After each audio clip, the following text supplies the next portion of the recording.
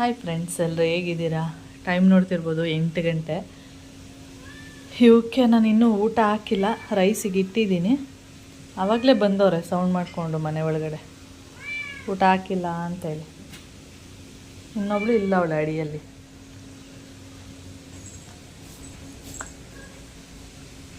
ಆಯ್ ಕಗ್ಗ ಎಲ್ಲಿ ನೋಡಿ, ಇಲ್ಲಿ ಕೂತಿರೋದು ಕಗ್ಗ.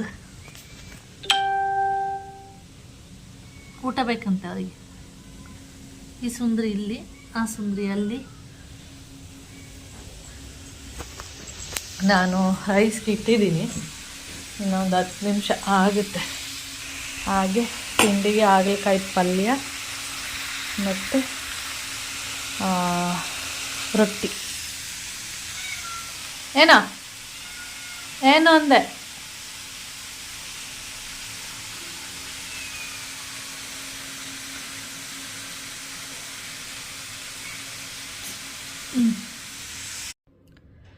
ಹಾಗಲಕಾಯಿ ಎಲ್ಲ ಮಾಡಿ ತುಂಬ ದಿನ ಆಗಿತ್ತು. ಅಂದರೆ ಇತ್ತೀಚೆಗೆ ಕಡಿಮೆನೇ ಆಗೋಗಿದೆ ಹಾಗಲಕಾಯಿ ಎಲ್ಲ ಮಾಡೋದು.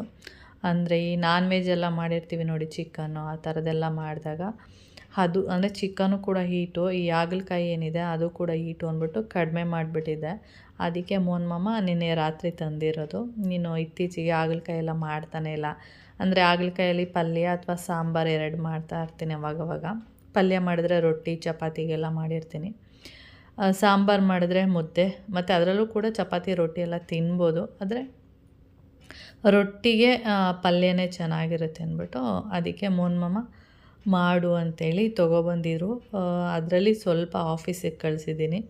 ಎಲ್ಲ ತಿನ್ನೋಕ್ಕಾಗಲ್ಲ, ಏಕೆಂದರೆ ನಾನು ಮಾಮ ಇಬ್ಬರೇ ಇರೋದ್ರಿಂದ ಎಲ್ಲ ತಿನ್ನೋಕ್ಕಾಗಲ್ಲ ಅಂದ್ಬಿಟ್ಟು ಸ್ವಲ್ಪನ ಕಳಿಸಿರೋದು. ಓಕೆ. ಹಾಗೆ ನಾನು ಕೂಡ ತಿಂಡಿ ಎಲ್ಲ ತಿಂದ್ಕೊಂಡು ಮನೆ ಎಲ್ಲ ಅಂದರೆ ಕಸ ಎಲ್ಲ ಗುಡಿಸಿ ಮನೆಯೆಲ್ಲ ಒರೆಸಿದ ಮೇಲೆ ನಾನು ಆವಾಗಲೇ ಹೇಳಿದೆ, ಬೌಲಲ್ಲಿ ಹೊರಗಡೆ ಒಂದು ಬೌಲಲ್ಲಿ ಯಾವಾಗಲೂ ನೀರು ಇಡ್ತಾ ಇರ್ತೀನಿ ಅಂತೇಳಿ. ಹಾಗೆ ಈ ಬೌಲಿಗೆ ನೀರು ಇಡ್ತಾ ಇದ್ದೆ. ಆವಾಗ ರೋಸ್ ಬದಲು ಇವತ್ತು ಏನದು ಸೇವಂತಿಗೆ ಹೂವು ಐತಲ್ಲ, ಅದರಲ್ಲಿ ಈ ಥರ ಡೆಕೋರೇಷನ್ ಥರ ಮಾಡೋಣ ಅಂತೇಳ್ಬಿಟ್ಟು ಈ ರೀತಿಯಾಗಿ ಮಾಡ್ತಾಯಿದ್ದೀನಿ. ಈ ವೈಟ್ ಹೂವು ಏನಿದೆ ಇದೇ ರೀತಿಯೇ ಇದ್ದರೆ ತುಂಬಾ ಚೆನ್ನಾಗಿರುತ್ತೆ. ಆದರೆ ಏನಾಗ್ಬಿಡುತ್ತೆ, ಇದು ನೀರಲ್ಲಿರುತ್ತಲ್ಲ, ಮತ್ತು ಇದ್ರದ್ದು ಪೆಟಲ್ಸ್ ಏನಿದೆ ತುಂಬಾ ಸಾಫ್ಟ್ ಇರುತ್ತೆ ಮತ್ತು ತೆಳು ಗಟ್ಟಿ ಇರಲ್ಲ. ಅದು 1 ಡೇ ಆದಮೇಲೆ ಅದು ಫುಲ್ ಹೆಂಗಾಗ್ಬಿಡುತ್ತೆ ಅಂದರೆ ಫುಲ್ಲು ಒಂಥರ ಕಪ್ಪಗಾಗ್ತಾ ಬರುತ್ತೆ. ಅದೇ ಥರನೇ ಇದ್ದರೆ ಒಂದು 2 ಡೇಸು ಚೆನ್ನಾಗಿರುತ್ತೆ. ಈ ರೋಸು ಮತ್ತು ಇದು ಏನು ಸೇವಂತಿಗೆ ಹೂವು ಇಟ್ಟಿದ್ದೀನಿ ಅದೆಲ್ಲ ಹಾಗೇ ಇರುತ್ತೆ, ಏನೂ ಆಗಲ್ಲ, ಚೆನ್ನಾಗಿರುತ್ತೆ. ಅಂದರೆ ಕೆಳಗಡೆ ಮಾತ್ರ ಸ್ವಲ್ಪ ಕಪ್ಪಗಾಗಿರುತ್ತೆ, ಆದರೆ ಅದು ಮೇಲೆ ಕಾಣಿಸಲ್ಲ. ಇದು ಆಗಲ್ಲ, ತೆಳು ಇರೋದ್ರಿಂದ ಪೆಟಲ್ಸ್ ಎಲ್ಲ ಮೇಲೆ ಕೂಡ ಕಾಣಿಸುತ್ತೆ. ಆ ರೀತಿ ಹಾಳಾಗ್ತಾ ಇದೆ ಅನ್ನೋದು ಗೊತ್ತಾಗ್ಬಿಡುತ್ತೆ, ಮತ್ತು ಬಾಡೋಗಿರೋ ಥರನೂ ಕೂಡ ಆಗಿಬಿಡುತ್ತೆ. ಅದರಿಂದ ಅದು ಓಕೆ 1 ಡೇ ಹಾಕ್ಬಿಟ್ಟು ಮತ್ತೆ ನೆಕ್ಸ್ಟ್ ಡೇ ರಿಮೂವ್ ಮಾಡಬೇಕಂದ್ರೆ ಡೈಲಿ ರಿಮೂವ್ ಮಾಡ್ತಾಯಿದ್ರೆ ನೀರನ್ನ ಚೇಂಜ್ ಮಾಡಿ ಬೇರೆ ಬೇರೆ ಫ್ಲವರು ಆ ಥರದ್ದೆಲ್ಲ ಹಾಕಿದ್ರೆ ಚೆನ್ನಾಗೇ ಇರುತ್ತೆ. ಓಕೆ. ಅದನ್ನೆಲ್ಲ ನಾನು ನೀಟಾಗಿ ಹಾಕ್ಬಿಟ್ಟು ಬಾಗಿಲ ಹತ್ರ ಇಟ್ಟಿದ್ದೀನಿ.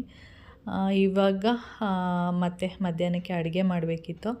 ಇವಾಗ ಏನು ಮಾಡ್ತೀನಿ ಅಂದರೆ ಎಲ್ಲ ರೆಡಿ ಮಾಡಿ ಇಟ್ಕೊಂಡಿರ್ತೀನಿ. ಆದರೆ ಆಮೇಲೆ ಎಲ್ಲ ಕಸ ಎಲ್ಲ ಗುಡಿಸಿ ಎಲ್ಲ ಒರೆಸಿ ಆಮೇಲೆ ಸಾಂಬಾರೆಲ್ಲ ಮಾಡ್ತೀನಿ. ಏಕೆಂದರೆ ಮತ್ತೆ ಇವಾಗ ಸ್ವಲ್ಪ ಮಳೆ ಮೋಡ ಈ ಥರ ಎಲ್ಲ ಇರೋದ್ರಿಂದ ಮಧ್ಯಾಹ್ನಕ್ಕೆ ಅಂದರೆ ನಾನು ತಿಂಡಿ ಮಾಡುವಾಗಲೇ ಸಾಂಬಾರು ಮಾಡಿರ್ತೀನಲ್ವ, ಆವಾಗೇನಾಗುತ್ತೆ ಮಧ್ಯಾಹ್ನಕ್ಕೆ ಸ್ವಲ್ಪ ತಣ್ಣಗಾದಂಗೆ ಆಗಿರುತ್ತೆ. ಆವಾಗ ಮತ್ತೆ ಬಿಸಿ ಮಾಡಬೇಕಲ್ವ, ಅದ್ರ ಬದಲು ಒಟ್ಟಿಗೆ ಏನಂದರೆ ಮಧ್ಯಾಹ್ನ ಒಂದು 12:30 12:45 ಆ ಥರ ಸ್ಟಾರ್ಟ್ ಮಾಡಿಬಿಟ್ಟು 1:00 ಅನ್ನ ಸಾಂಬಾರು ಮುದ್ದೆ ಎಲ್ಲ ಮಾಡ್ತೀನಿ. ಆವಾಗ ಸಾಂಬಾರು ಕೂಡ ಬಿಸಿಯಾಗಿರುತ್ತೆ ಅಂತ ಹೇಳ್ಬಿಟ್ಟು ಇತ್ತೀಚೆಗೆ ಈ ಥರ ಮಾಡ್ತಾಯಿದ್ದೀನಿ ಅಷ್ಟೇ.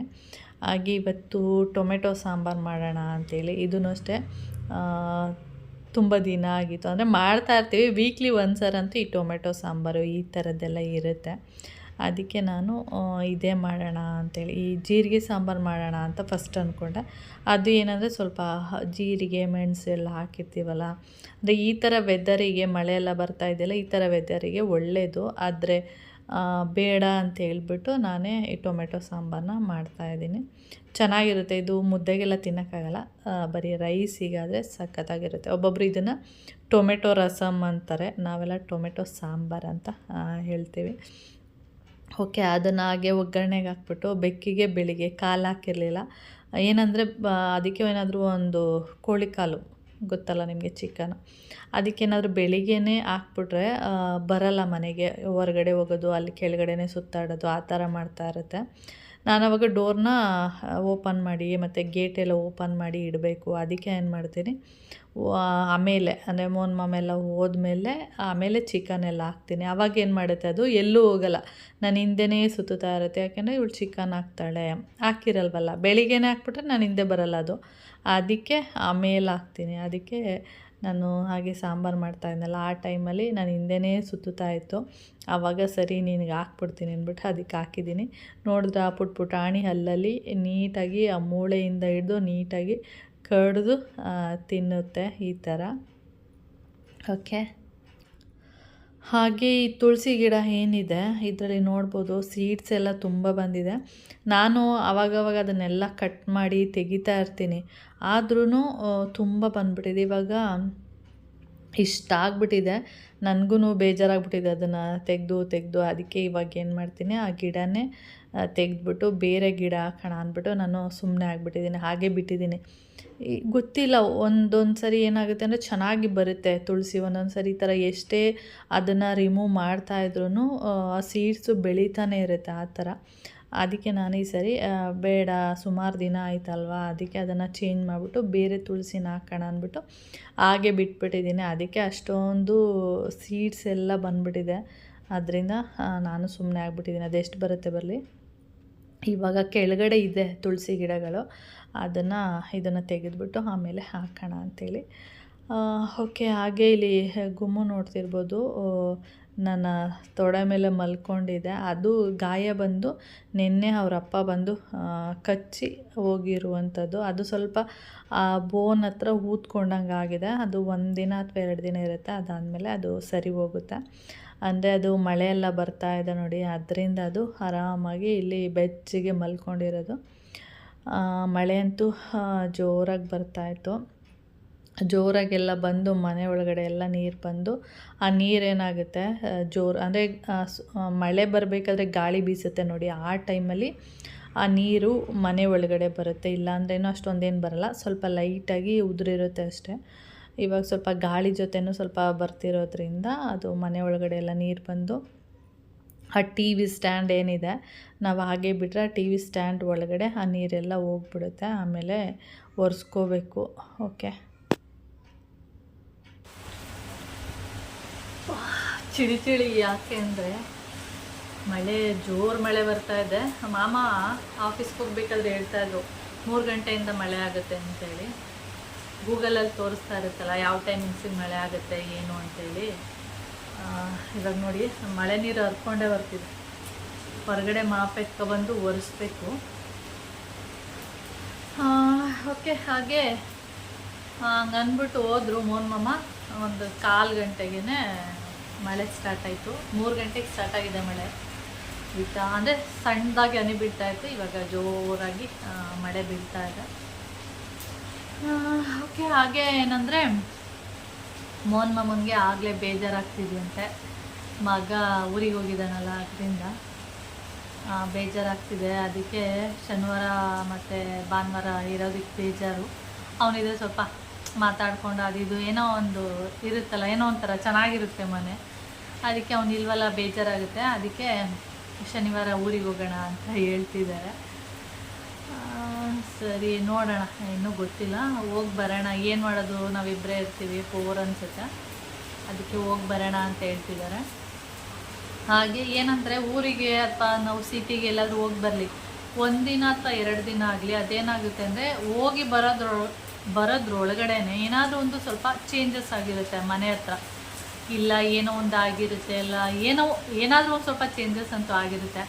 ಅಂದರೆ ಇಲ್ಲೇ ಇದ್ದರೆ ನಾವೇ ಇರ್ತೀವಲ್ಲ, ಸ್ವಲ್ಪ ನೋಡ್ಕೊತಾ ಇರ್ತೀವಿ. ಇಲ್ಲ ಅಂದಾಗ ಏನಾದರೂ, ಇವಾಗ ನಾವು ಸರಿ ಊರಿಗೆ ಹೋಗಿದಾಗ ಪಪಾಯಿ ಮರದಲ್ಲಿ ಹಿಂದೆ ಪಪಾಯಿ ಗಿಡ ಇದೆ, ಅದರಲ್ಲಿ 1-2 ಪಪಾಯಿ ಹಣ್ಣಾಗ್ತಾಯಿತ್ತು. ನಾನು ಲೈಟಾಗಿ ಹಣ್ಣಿಗೆ ಬಂದಿತ್ತು ಅದು. ನಾನು ಅಂದ್ಕೊಂಡೆ ಊರಿಂದ ಬರೋದ್ರೊಳಗಡೆ ಫ್ರೈಡೇ ನೋಡಿ, ಅಂದರೆ ನೋಡ್ತಾ ಇರ್ತೀನಿ ಹೋದಾಗೆಲ್ಲ ಹಿಂದೆ ಫ್ರೈಡೇ ನೋಡಿದಾಗ ಇವತ್ತು ಕಿತ್ಕೊಂಡು ಯಾಕೆ ಸುಮ್ಮನೆ ಮನೇಲಿ ಇಡೋದು, ಮರದಲ್ಲೇ ಹಣ್ಣಾಗಲಿ ಚೆನ್ನಾಗಿ ಅಂದ್ಬಿಟ್ಟು ನಾವು ಊರಿಗೆ ಹೋಗಿ ಭಾನುವಾರ ಅಂದರೆ ಶನಿವಾರ ಊರಿಗೆ ಹೋಗಿದ್ದೀವಿ, ಭಾನುವಾರ ವಾಪಸ್ ಬಂದಿದ್ದೀವಿ. ಅಷ್ಟರಲ್ಲಿ ಅದು ಪಪಾಯಿ ಹಣ್ಣು ಇಲ್ಲವೇ ಇಲ್ಲ ಮರದಲ್ಲಿ, ಯಾರೋ ಕಿತ್ಕೊಂಡಿದ್ದಾರೆ. ಅಂದರೆ ಆ ಥರ ಅಬ್ಸರ್ವ್ ಮಾಡ್ತಾ ಇರ್ತಾರೆ, ನಾವಿಲ್ಲ ಅಂದ್ರೂ ಇದ್ದಾಗಲೂ ಅಬ್ಸರ್ವ್ ಮಾಡ್ತಾ ಇರ್ತಾರೆ, ಇಲ್ಲ ಅಂದರೂ ಕೂಡ ಅಬ್ಸರ್ವ್ ಮಾಡ್ತಾ ಇರ್ತಾರೆ.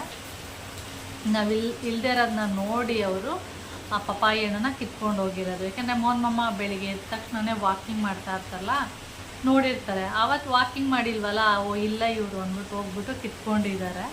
ಆ ಥರ ನಾವು ಊರಿಗೆ 1 ದಿನ ಅಥವಾ 2 ದಿನ ಆಗಲಿ ಏನಾದರೂ ಒಂದು ಸ್ವಲ್ಪ ಚೇಂಜಸ್ ಇರುತ್ತೆ. ಹಾಗೆ ಈ ಥರದ್ದು ತುಂಬ ಆಗಿದೆ. ಇದೇನು ಹೊಸ್ತೇನಲ್ಲ, ಹಿಂದೆ ಒಂದು ಆಲೋವೆರಾ ಇಟ್ಟಿದ್ದೀನಿ ಅಲ್ಲಿ ಬ್ಯಾಕ್ ಸೈಡು. ಏನಕ್ಕೆ ಅಂದರೆ ಹಾವುಗಳೆಲ್ಲ ಇಲ್ಲಿ ಒಂದೊಂದು ನೋಡ್ತಾ ಇರ್ತೀನಿ, ಅವಾಗೊಂದ್ಸರಿ ಇವಾಗೊಂದ್ಸರಿ. ಅದಕ್ಕೆ ಆಲೋವೆರಾ ಇಟ್ಟರೆ ಅದು ಹಾವುಗಳು ಬರಲ್ಲ ಅಂದ್ಬಿಟ್ಟು ಗಾಡಿ ಎಲ್ಲ ಅಂದರೆ 2 ವೀಲರೆಲ್ಲ ನಿಲ್ಲಿಸ್ತೀವಲ್ಲ, ಆ ಪ್ಲೇಸ್ ಹತ್ರ ಅಂದರೆ ಹಿಂದೆಯಿಂದ ಹಾವುಗಳು ಬರಬಾರ್ದು. ಇಲ್ಲೂ ಮುಂದೆನೂ ಇಟ್ಟಿದ್ದೆ, ಹಿಂದೆನೂ ಇಟ್ಟಿದ್ದೆ. ಅದು ಸ್ವಲ್ಪ ಚೆನ್ನಾಗಿ ಬಂದಿತ್ತು. ನಾವು ಊರಿಗೆ ಹೋಗಿ ಬರೋದ್ರೊಳಗಡೆ ಆ ಪಾಟ್ನೇ ಎತ್ಕೊಟ್ಟು ಹೋಗಿದ್ದಾರೆ. ಆ ಪ್ಲಾಸ್ಟಿಕ್ದು ಏನಿತ್ತು ಆ ಪಾಟೆ, ಆಲೋವೆರಾ ಜೊತೆನೇ ಫುಲ್ ಪಾಟೆ ಎತ್ಕೊಂಡು ಹೊಟ್ಟೋಗಿದ್ದಾರೆ. ಆ ಥರ ನಾವು ಇಲ್ಲ ಅನ್ನೋದನ್ನು ಅಂದರೆ ಇರದೇ ಇರಲಿ ಅಬ್ಸರ್ವ್ ಮಾಡ್ತಾ ಇರ್ತಾರೆ, ಇರ್ತಾರಾ ಇಲ್ವಾ ಅಂತೇಳಿ. ಇಲ್ಲ ಅಂದಾಗ ಈ ಥರ ಮಾಡಿಬಿಟ್ಟಿರ್ತಾರೆ. ಅದಕ್ಕೆ ನಾನು ನೋಡೋಣ ಬಿಡಿ ಅಂತ ಅಂದೆ. ಇನ್ನೂ ಗೊತ್ತಿಲ್ಲ, ಗ್ಯಾರಂಟಿ ಇಲ್ಲ ಹೋಗ್ತೀವಿ ಇಲ್ಲ ಅಂತ. ಆದರೆ ಮಾಮ ಹೇಳ್ತಿರೋದು ಹೋಗಿ ಬರೋಣ ಅಂತ. ಹಾಗೆ ಇನ್ನೂ ಒಂದಷ್ಟೇನೋ ನೆನಪು ಬರ್ತಾ ಇದೆ, ಅದನ್ನು ಕೂಡ ಹೇಳ್ತೀನಿ. ಏನಂದರೆ ನಾವು ಈ ಮನೆಗೆ ಬಂದ ಹೊಸದ್ರಲ್ಲಿ ಸುಮಾರು ಇನ್ಸಿಡೆಂಟ್ಸ್ಗಳು ನಡೀತು. ಅದಕ್ಕೆ ಇದುವರೆಗೂ ಕೂಡ ಆನ್ಸರೇ ಸಿಕ್ಕಿಲ್ಲ. ಏನಕ್ಕೆ ಆ ಥರ ಆಯಿತು ಏನು ನಿಜವಾಗ್ಲೂ ಆನ್ಸರೇ ಸಿಕ್ಕಿಲ್ಲ. ಒಂದೊಂದ್ಸರಿ ಎಷ್ಟೋ ಪ್ರಶ್ನೆಗಳಿಗೆ ಉತ್ತರ ಸಿಗಲ್ಲ ಅಂತಾರಲ್ಲ, ಆ ಥರ ಇದಕ್ಕೂ ಅಷ್ಟೇ ಉತ್ತರನೇ ಸಿಕ್ಕಿಲ್ಲ. ಅದಾದಮೇಲೆ ಮತ್ತೇನು ಆ ಥರ ಎಲ್ಲ ಏನೂ ಆಗಿಲ್ಲ. ಏನೆಲ್ಲ ನಡೀತು ಅನ್ನೋದನ್ನು ನಾನು ಹೇಳ್ತೀನಿ. ಫಸ್ಟು ನಾವು ಬಂದ ಒಂದು ವಾರಕ್ಕೆ ನಾವು 1 ವಾರ ಅಥವಾ 10 ದಿನ ಆಗಿತ್ತು ಅನಿಸುತ್ತೆ. ಆವಾಗ ನಮ್ಮ ಪ್ರವೀಣ ಮತ್ತು ಚೈತ್ರ ಇಬ್ಬರು ಬಂದಿದ್ದು, ಶನಿವಾರ ಬಂದಿದ್ದು ಅವರು. ನಂಗೆ ನೆನಪಿದೆ ಚೆನ್ನಾಗಿ, ಏಕೆಂದರೆ ಅವ್ರಿಗೂ ರಜೆ ಇರೋದು ಆ ದಿನವೇ ಅಲ್ವಾ. ಅದಕ್ಕೆ ಶನಿವಾರ ಬಂದ್ಬಿಟ್ಟು ಹೀಗೆ ಹೊರಗಡೆ ತೋರಿಸ್ತೀನಿ, ಬ್ಯಾಕ್ ಕ್ಯಾಮ್ರಾದಲ್ಲಿ ತೋರಿಸ್ತೀನಿ ನೋಡಿ. ನಾನಿವಾಗ ಬ್ಯಾಕ್ ಕ್ಯಾಮ್ರಾದಲ್ಲಿ ತೋರಿಸ್ತಾ ಇದ್ದೀನಿ. ಈ ಕಬ್ಬಣದ್ದೇನಿದೆ ರಾಡು, ಆ ಕಾರ್ನರ್ ಇದೆ ನೋಡಿ, ಆ ಕಾರ್ನರ್ ಸೈಡಲ್ಲಿ ನಮ್ಮ ಪ್ರವೀಣ ಮತ್ತು ಚೈತ್ರ ಅಲ್ಲಿ ಮಾತಾಡ್ಕೊಂಡು ನಿಂತಿದ್ರು. ಸಾಯಂಕಾಲ ಒಂದು 6:30 7 ಗಂಟೆ ಆ ಥರ ಟೈಮಲ್ಲಿ ಮಾತಾಡ್ತಾ ನಿಂತಿದ್ದು. ಒಳಗಡೆಗೆ ಬಂದು ಸ್ವಲ್ಪ ಹೊತ್ತಿಗೆ ಈ ಕಬ್ಬಣದ ಮೇಲಿಂದ ಒಂದು ದಪ್ಪು ಕಲ್ಲು ಬಿದ್ದಿರೋದು ನೋಡ್ಕೊಳ್ಳಿ. ಇದೇ ಪ್ಲೇಸಲ್ಲಿ ಒಂದು ದಪ್ಪು ಕಲ್ಲು ಬಿದ್ದಿದೆ. ಅವ್ರು ಜಸ್ಟು ಒಳಗಡೆಗೆ ಬಂದಿದ್ದಾರೆ, ಬಂದ ತಕ್ಷಣವೇ ಅದು ಕಲ್ಲು ಬಿತ್ತು. ಓಕೆ ನೋಡಿದ್ರಲ್ಲ, ಅದೇ ಪ್ಲೇಸಲ್ಲೇ ಕಲ್ಲು ಬಿತ್ತು. ಎಲ್ಲಿಂದ ಬಿತ್ತು ಅದು ಗೊತ್ತಿಲ್ಲ ನಮಗೆ. ಸಡನ್ನಾಗಿ ಬಿದ್ದ ತಕ್ಷಣ ಏನು ಮಾಮ ಎಲ್ಲ ಇದ್ರು. ಆಮೇಲೆ ಮೇಲಿಂದ ಬಿತ್ತ ಅಂದ್ಕೊಂಡು ಮೇಲೋಗಿ ನೋಡಿದ್ರು. ಮೇಲೆ ಕಲ್ಲೆಲ್ಲಿತ್ತು, ಅದು ಇಷ್ಟಪ್ಪ ಇದೆ ಕಲ್ಲು. ಹಿಂಗೆ ಬಿತ್ತು ಗೊತ್ತಿಲ್ಲ, ಅದೆಲ್ಲಿಂದ ಬಿತ್ತು ಏನು ರಿಯಲಿ ಇದುವರೆಗೆ ಅದಕ್ಕೆ ಆನ್ಸರೇ ಸಿಕ್ಕಿಲ್ಲ. ಆಮೇಲೆ ಮೋಹನ್ ನೀನೇನಾದರೂ ಬಟ್ಟೆ ಒಣಗಾಕೋದಕ್ಕೆ ಏನಾದರೂ ಕಲ್ಲಿಟ್ಟಿದೆಯಾ ಅಂತ ಕೇಳಿದ್ರು. ಇಲ್ಲ ನಾನೇ ಇಡಲಿ, ಅಲ್ಲೆಲ್ಲ ಬಟ್ಟೆ ಅಲ್ಲಿ ಒಣಗಾಕೋದೇ ಇಲ್ಲ, ನಾನು ಅಲ್ಲೊಂದು ದಾರ ಕಟ್ಕೊಂಡಿದ್ದೆ, ಅದರಲ್ಲಷ್ಟೇ ಬಟ್ಟೆ ಒಣಗಾಕ್ತಾ ಇದ್ದಿದ್ದು, ಅಲ್ಲೇ ನಾನು ಕಲ್ಲಿಟ್ಟಿಲ್ಲ ಅಂತ. ಆದ್ರೂ ಬಿದ್ದಿದ ತಕ್ಷಣವೇ ಮೇಲೋಗಿ ನೋಡಿದ್ರೆ ಯಾರೂ ಇಲ್ಲ ಅಲ್ಲಿ. ಮತ್ತು ಕಲ್ಲು ಹೆಂಗೆ ಬಿತ್ತು ಅನ್ನೋದು ಇದುವರೆಗೆ ಅದಕ್ಕೆ ಆನ್ಸರೇ ಸಿಕ್ಕಿಲ್ಲ. ಅದು ಹೆಂಗೆ ಬಿತ್ತು ಅಷ್ಟು ತಪ್ಪತ್ತು ಕಲ್ಲು ಅಂತೇಳಿ. ಆಮೇಲೆ ಮೋಹನ್ ಹೇಳೋದು, ಇಲ್ಲ ನೀನೇನಕ್ಕೋ ಇಟ್ಟಿರ್ತೀಯ, ಅದು ಸ್ಲಿಪ್ಪಾಗಿ ಬಿದ್ದೋಗಿದೆ ಅಂತ ಹೇಳೋದು. ನನಗೇನೆ ಆ ಥರ ಹೇಳ್ಬಿಟ್ಟು ಸಮಾಧಾನ ಮಾಡಿದ್ರು. ಅದಕ್ಕೂ ಇದುವರೆಗೂ ಕೂಡ ರೀಸನ್ನೇ ಸಿಕ್ಕಿಲ್ಲ. ಅಂದರೆ ಅದು ಹೆಂಗೆ ಬಿತ್ತು ಅನ್ನೋದೇ ಗೊತ್ತಾಗಿಲ್ಲ. ನೆಕ್ಸ್ಟು ಸೇಮ್ ಈಗೇನು ಪ್ಲೇಸ್ ತೋರಿಸ್ದೆ ಅಲ್ಲಿ ಚೇರ್ ಇಟ್ಟಿರ್ತೀವಲ್ಲ ಇವಾಗ, ಅದೇ ಥರನೇ ಯಾವಾಗಲೂ ಅಲ್ಲೊಂದು ಚೇರ್ ಇರ್ತಿತ್ತು. ಆವಾಗ ನಾನು ಪೂಜಾ ಇಬ್ಬರು ಪೂಜೆಗೆ ತಲೆ ಬಚ್ತಾ ಇದೆ, ಅಂದರೆ ಜಡೆ ಹಾಕ್ತಾಯಿದ್ದೆ. ಜಡೆ ಹಾಕ್ಬೇಕಾದ್ರೆ ಈಗ ಫಸ್ಟ್ ಒನ್ನು ಕಲ್ಲು ಬಿತ್ತು, ಸೆಕೆಂಡ್ ಒನ್ ಇದೆ ಹೇಳ್ತಿರೋದು. ಜಡೆ ಹಾಕ್ತಾಯಿದ್ದೆ ಪೂಜನಿಗೆ. ಆವಾಗ ಪೂಜೆ ಚಿಕ್ಕವಳು, ಜಡೆ ಹಾಕ್ತಾ ಇರಬೇಕಾದ್ರೆ ನನ್ನ ಬಟ್ಟೆ ಮೇಲೆ ಅದೇ ಪ್ಲೇಸಲ್ಲಿ ಒಂದು ಕೀ ಬಿತ್ತು. ಅಂದರೆ ಬೈಕ್ದು ಕೀ ಬರುತ್ತೆ ನೋಡಿ, ಸೇಮ್ ಕೀ ಬಿತ್ತು ಬೈಕ್ದು ಕೀ. ನಾನು ಅದು ಹಿಂಗೆ ಬಿತ್ತು, ಹಿಂಗೆ ಟಪಕ್ ಅಂತ ಹಿಂಗೆ ಬಿದ್ದಿರೋದು.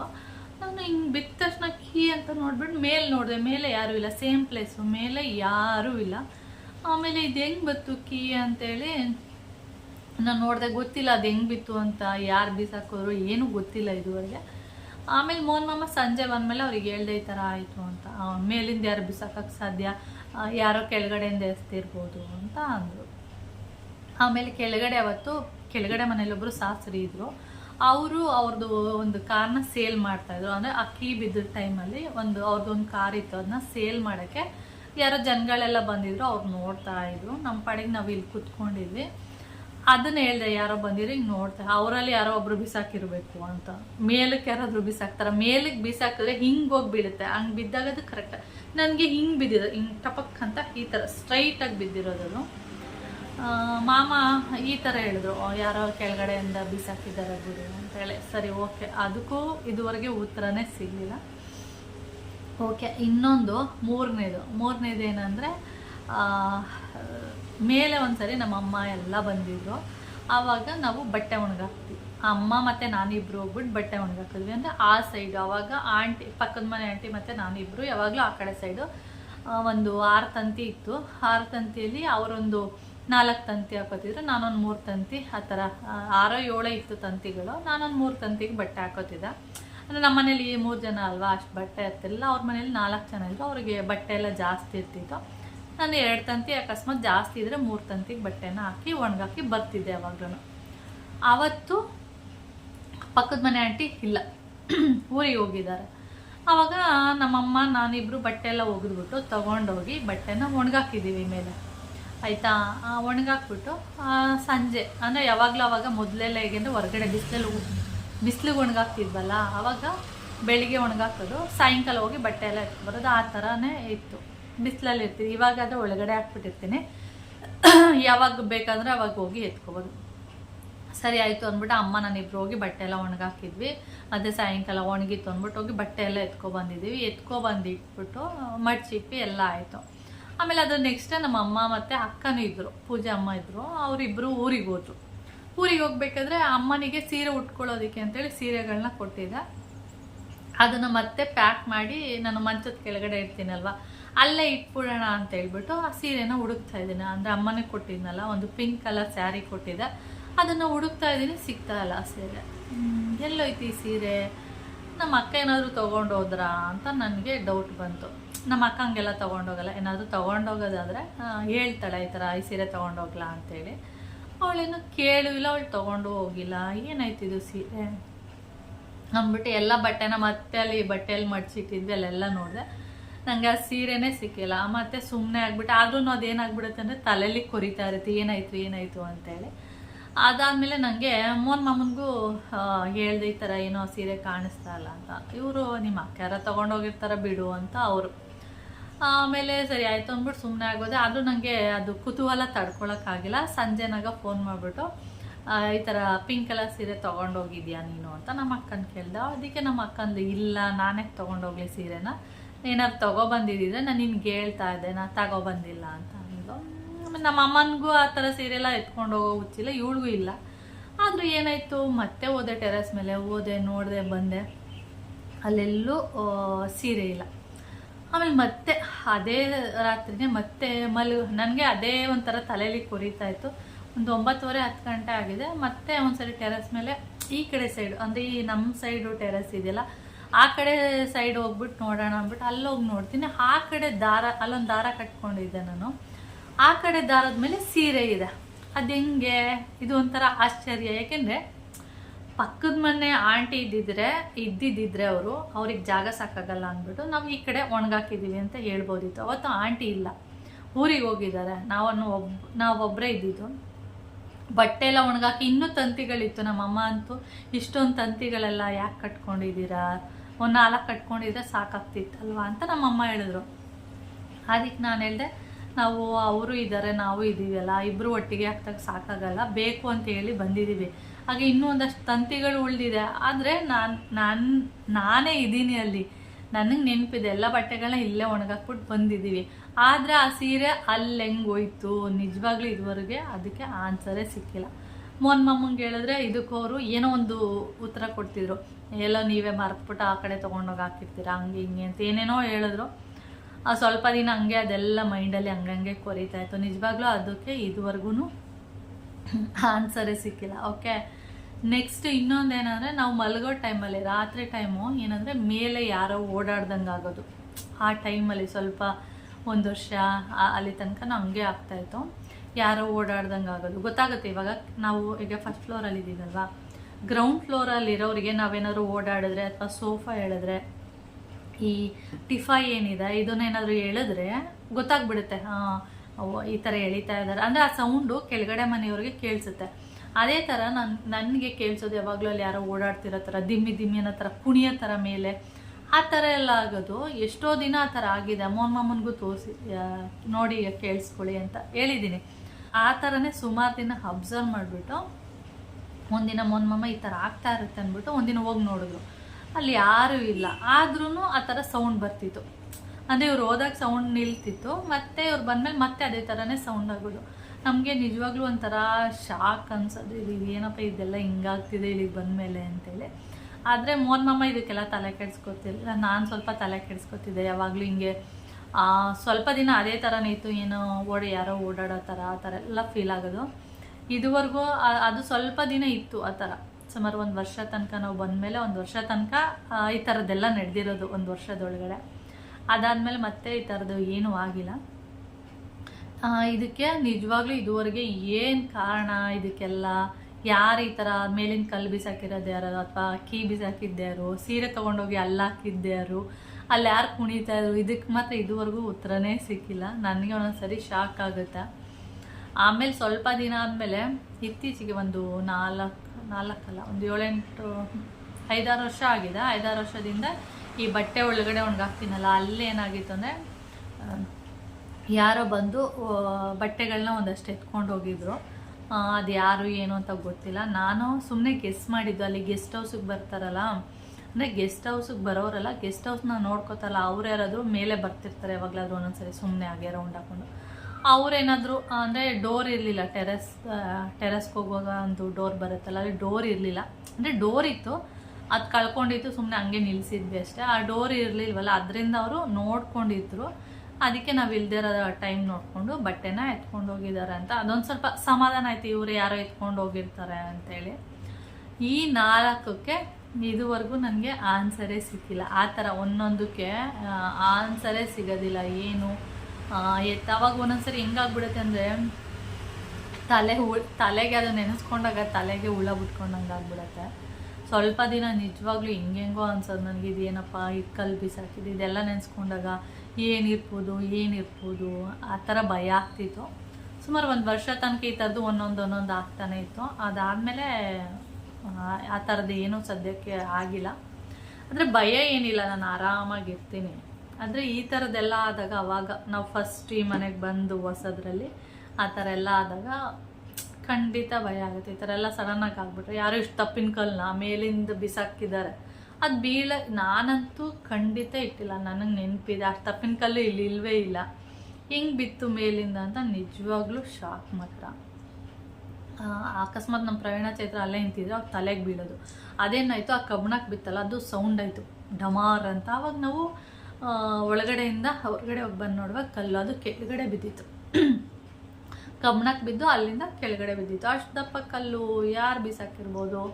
ಮಾಮ ನೀನೇ ಇಟ್ಟಿದ್ಯಾ? ಎಲ್ಲದಕ್ಕೂ ನಾನೇ ಹೇಳೋದು, ನೀನೇ ಏನೋ ಮಾಡಿರ್ತೀಯ, ನೀನೇ ಸೀರೆ ಎಲ್ಲ ಎತ್ಕೊಂಡು ಹಾಕಿದ್ಯಾ, ಇಲ್ಲ ಯಾರೋ ಏನೋ ಆಗಿರುತ್ತೆ, ಯಾರೋ ಮೇಲಿಂದ ಏನೋ ಒಂದು ರೀಸನ್ ಹೇಳ್ಬಿಟ್ಟು ಸುಮ್ಮನೆ ಮಾಡಿಬಿಡೋರು ಆ ಥರ. ಆದರೆ ಇದಕ್ಕೆಲ್ಲ ಒಂದೊಂದ್ಸರಿ ನಿಜವಾಗ್ಲೂ ಈ ಥರದ್ದು ಸುಮಾರು ಘಟನೆಗಳು ನಡೆದಿರುತ್ತೆ. ಆದರೆ ಅದಕ್ಕೆಲ್ಲ ಆನ್ಸರೇ ಸಿಕ್ಕಿರಲ್ಲ. ನನಗೂ ಅಷ್ಟೇ, ಈ ಥರದ್ದು ಆವಾಗ 1 ವರ್ಷ ತನಕ ಇತ್ತು ಅಷ್ಟೇ. ಅದಕ್ಕೆ ಇದುವರೆಗೂ ಆನ್ಸರೇ ಸಿಕ್ಕಿಲ್ಲ. ಓಕೆ, ನೋಡಿ ಎಲ್ಲಿಂದ ಎಲ್ಲಿಗೆ ಹೊಟ್ಟೋಯ್ತು ಟಾಪಿಕ್ಕು. ಓಕೆ, ಮಳೆ ನೀರೆಲ್ಲ ಒಳಗಡೆಗೆ ಬಂದು, ನಾನು ಫಸ್ಟ್ ಹೇಳಿದೆ ಟಿ ವಿ ಸ್ಟ್ಯಾಂಡ್ ಒಳಗಡೆ ಹೋಗ್ಬಿಡುತ್ತೆ ಅದು ಅಂತೇಳಿ. ಸ್ವಲ್ಪ ಮ್ಯಾಟಿಗೆಲ್ಲ ಆಗಿತ್ತು. ಇವಾಗ ಅದನ್ನೆಲ್ಲ ಒರೆಸ್ಬಿಟ್ಟು ಹೊರಗಡೆ ಹಿಂಡ್ಬಿಟ್ಟು ನೀರನ್ನೆಲ್ಲ ಬಿಟ್ಟರೆ ಆಮೇಲೆ ಡ್ರೈ ಆಗಿಬಿಡುತ್ತೆ. ಓಕೆ, ಹಾಗೇ ನಾನು ಇವಾಗ ಒಂದು ಸ್ಟೋರಿ ಹೇಳಿದ್ನಲ್ಲ, ಆ ಟೈಮಲ್ಲಿ ಅದು ಆ ಥರ ಸ್ಟೋರಿ, ಆ ಥರ ಎಲ್ಲ ಘಟನೆಗಳು ನಡೆದಾಗ ನಿಜವಾಗ್ಲೂ ಭಯ ಆಗುತ್ತೆ. ಏನಾದರೂ ದೆವ್ವ ಇದೆಯಾ ಈ ಮನೇಲಿ, ಏನೋ ಎತ್ತ ಆ ಥರನೇ ಅನ್ನಿಸ್ತಾ ಇತ್ತು ನನಗೆ. ಅದನ್ನ ಮೋಹನ್ ಮಾಮಂಗೆ ಹೇಳಿದ್ರೆ ಅವರು ಈ ಥರದ್ದೆಲ್ಲ ನಂಬಲ್ಲ ಅವ್ರಿಗೆ ಇಷ್ಟನೂ ಆಗಲ್ಲ. ದೆವ್ವ ಭೂತ ಅಂದರೆ ನೀನು ನೋಡಿದ್ಯಾ ಹಾಗೆ ಹೀಗೆ ಅಂತಾರೆ. ಆದರೆ ನನಗೆ ನಂಬಿಕೆ ಇದೆ ದೆವ್ವದ ಬಗ್ಗೆನೂ, ಅಂದರೆ ದೆವ್ವಗಳಿದೆ ಅಂತ ನಂಬಿಕೆ ಇದೆ, ಹಾಗೆ ದೇವ್ರುಗಳು ಕೂಡ ಇದೆ ಅಂತ ನಂಬ್ತೀನಿ. ಆ ಥರದವಳು ನಾನು. ಆದರೆ ಇವರು ದೇವರು ನಂಬ್ತಾರೆ, ಆದರೆ ದೆವ್ವಗಳ ಬಗ್ಗೆ ಯಾವ್ದಾದ್ರು ಏನೋ ಒಂಥರ ನೆಗೆಟಿವ್ ಆಗಿ ಈ ಥರ ನಡೆದಾಗ ನಿನಗೆ ಯಾವ ದೆವ್ವ ಬಂದ್ಬಿಟ್ಟಿದ್ದದು ಏನೋ ಆ ಥರ ಏನೇನೋ ಹೇಳ್ತಿರ್ತಾರೆ. ಆ ಥರದ್ದೆಲ್ಲ ನಂಬಲ್ಲ. ಅದಕ್ಕೆ ಇವ್ರಿಗೆ ಆ ಥರದ್ದು ವಿಷಯನೇ ಹೇಳಕ್ಕೆ ಹೋಗಲ್ಲ ಜಾಸ್ತಿ. ಈ ಥರ ಘಟನೆಗಳು ನಡೆದಿರುತ್ತೆ ನೋಡಿ, ಆ ಥರದ್ದೇನಾದರೂ ನಾನು ಸ್ಟೋರಿಗಳನ್ನ ಹೇಳಿದ್ರೆ ಅವರಿಗೆ ನಾನೇ ಹೇಳೋ ಸ್ಟೋರಿ ನಿಜ ಆಗಿರುತ್ತೆ. ಆದರೆ ಇವರು ಅದಕ್ಕೆ ಬೇರೆ ಥರನೇ ಕಥೆನ ಸೃಷ್ಟಿ ಮಾಡಿಬಿಟ್ಟಿರ್ತಾರೆ. ಅದು ಹಂಗಲ್ಲ ಹಿಂಗಾಗಿರುತ್ತೆ ಅಂತ ಏನೇನೋ ಹೇಳ್ಬಿಡ್ತಾರೆ. ಅದಕ್ಕೆ ಅವರಿಗೆ ಹೇಳೋಕ್ಕೆ ಹೋಗಲ್ಲ. ಅದಕ್ಕೆ ನನಗೆ ಈ ಮನೆಗೆ ಬಂದಮೇಲೆ ಆ ಥರ ಎಲ್ಲ ನಡೆದಾಗ 1 ವರ್ಷ ಆ ಥರದ್ದೆಲ್ಲ ಘಟನೆಗಳು ನಡೀತು. ಅದಾದಮೇಲೆ ನಾನು ಮಾಮಂಗೆ ಹೇಳ್ತಾ ಇದ್ದೆ BTM ಲೇಔಟ್ಗೆ ಹೋಗೋಣ, ಯಾಕೆಂದರೆ ಅದು ಸಿಟಿ ಮತ್ತು ನಮಗೂ ಊರಿಂದ ಬರೋದಕ್ಕೆ ಓಡಾಡೋದಕ್ಕೆ ಹತ್ರ ಆಗುತ್ತೆ. ಇಲ್ಲಿ ಎಲೆಕ್ಟ್ರಾನಿಕ್ ಸಿಟಿ ಅಂದರೆ ಸ್ವಲ್ಪ ತುಂಬಾ ದೂರ ಆಗುತ್ತೆ, ಬೇಡ ಅಂತೇಳಿ ಹೇಳಿದ್ದೆ. ಅದಕ್ಕೆ ಮತ್ತು ಇಲ್ಲಿ ನೀರಿನ ಪ್ರಾಬ್ಲಮ್ಮು ಕೂಡ ಇತ್ತು. ಆವಾಗಲೂ ಇತ್ತು, ಇವಾಗಲೂ ಇದೆ ಬಿಡಿ ನೀರಿನ ಪ್ರಾಬ್ಲಮ್ಮು. ಅದಕ್ಕೆ ಎಲ್ಲನೂ ಸರಿ ಹೋಗುತ್ತೆ, ಅಲ್ಲಿಗೆ ಹೊರ್ಟೋಗೋಣ ಅಂತ ಹೇಳಿದ್ದೆ. ಸರಿ ಆಯಿತು ಅಂತೇಳಿ ಮೋಹನ್ ಮಾಮ ಹೇಳಿದರು. ಅದಾದಮೇಲೆ 1 ವರ್ಷ ಆದಮೇಲೆ ಏನೂ ಪ್ರಾಬ್ಲಮ್ ಮತ್ತೇನೂ ಆಗಿಲ್ಲ. ಅದಕ್ಕೆ ನಾವು ಇಲ್ಲೇ ಉಳ್ಕೊಂಡ್ವಿ ಅಷ್ಟೇ. ಈ ಥರ ಸುಮಾರು ಕ್ವಷನ್ ಇದಲ್ಲದೆ ಎಷ್ಟೋ ಕ್ವಷನ್ಗಳು ಈ ಥರದ್ದಿದೆ. ಅದಕ್ಕೆಲ್ಲ ಇದುವರೆಗೂ ಆನ್ಸರೇ ಸಿಕ್ಕಿಲ್ಲ. ಒಂದೊಂದು ಸರಿ ಕುತ್ಕೊಂಡು ನೆನೆಸ್ಕೊಂಡಾಗ ಅನಿಸುತ್ತೆ ನನಗೆ, ಮೇಲಿಂದ ಯಾರಾದರೂ ಮನುಷ್ಯರು ತಾನೇ ಬೀಸೋಕ್ಕೋದಕ್ಕೆ ಸಾಧ್ಯ. ನಾನು ಅಲ್ಲಿ ಕಲ್ಲೇ ಇಟ್ಟಿಲ್ಲ ಅಂದಮೇಲೆ ಹೆಂಗೆ ಬೀಳೋಕ್ಕೆ ಸಾಧ್ಯ? ಒಂದು ಕೀ ಇರ್ಬೋದು, ಸೀರೆ ಇರ್ಬೋದು, ಇದಕ್ಕೆಲ್ಲ ನಾನೇ ಇದ್ದೀನಿ. ನಾನು ಇಲ್ಲ ಅಂದರೆ ಹೇಳ್ಬೋದಿತ್ತು ಏನೋ ಆಗಿರ್ಬೋದು, ಬೇರೆ ಥರ ಏನೋ ಆಗಿರುತ್ತೆ, ಸುಮ್ಮನೆ ಆ ಥರ ಆಗಲ್ಲ ಅಂತ. ನಾನೇ ಇದ್ದೀನಿ, ನನಗೆ ಗೊತ್ತು ಪ್ರತಿಯೊಂದೂ. ಆದ್ರೂ ಮಾಮ ಇಲ್ಲ ನೀನೇ ಇಟ್ಬಿಟ್ಟಿದ್ಯಾ, ನನಗೆ ಹೇಳ್ಬಿಡೋ ನೀನೇ ಇಟ್ಬಿಟ್ಟಿದ್ಯಾ ಕಲ್ಲು, ಏನೋ ಒಂದು ಹೇಳ್ಬಿಟ್ಟು ಹೀಗೆ ಸಮಾಧಾನ ಮಾಡಿಬಿಡೋದು. ಈ ಥರ ಎಲ್ಲ ಆಗಿದೆ. ಈ ಥರದಲ್ಲದೆ ಇನ್ನೂ ಒಂದಷ್ಟು ಕ್ವಷನ್ಗಳಿದೆ, ಅದಕ್ಕೆಲ್ಲ ಇದುವರೆಗೆ ಆನ್ಸರೇ ಸಿಕ್ಕಿಲ್ಲ. ಏನೂ ಮಾಡೋಕ್ಕಾಗಲ್ಲ. ಒಂದೊಂದು ಸರಿ ಹುಡುಕೋಕ್ಕಂತೂ ಆಗಲ್ಲ. ಆ ಥರದ್ದೆಲ್ಲ ಯೋಚನೆ ಮಾಡ್ತಾ ಕೂತ್ಕೊಂಡ್ರೆ ತಲೆ ಕೆಟ್ಟೋಗ್ಬಿಡುತ್ತೆ ಅಷ್ಟೆ. ಓಕೆ. ಹಾಗೆ ಮಾಮ ಸಂಜೆ ದಂಟಿನ ಸೊಪ್ಪು ತಂದಿದ್ರು, ಅದನ್ನೆಲ್ಲ ಕ್ಲೀನ್ ಮಾಡಿ ಪಲ್ಯ ಮಾಡ್ತಾಯಿದ್ದೀನಿ ಅಷ್ಟೇ. ಓಕೆ. ಹಾಗೆ ಈ ವಿಡಿಯೋನೂ ಕೂಡ ಇಲ್ಲಿಗೆ ಎಂಡ್ ಮಾಡ್ತೀನಿ. ವಿಡಿಯೋ ಇಷ್ಟ ಆದರೆ ಲೈಕ್, ಶೇರ್, ಹಾಗೆ ಯಾರಾದರೂ ಫಸ್ಟ್ ಟೈಮ್ ಏನಾದರೂ ನನ್ನ ಚಾನಲ್ನ ನೋಡ್ತಾ ಇದ್ದರೆ ಪ್ಲೀಸ್ ಸಬ್ಸ್ಕ್ರೈಬ್ ಮಾಡ್ಕೊಂಡು ನೋಡಿ. ನೆಕ್ಸ್ಟ್ ವೀಡಿಯೋದಲ್ಲಿ ಸಿಗೋಣ. ಓಕೆ, ಬಾಯ್.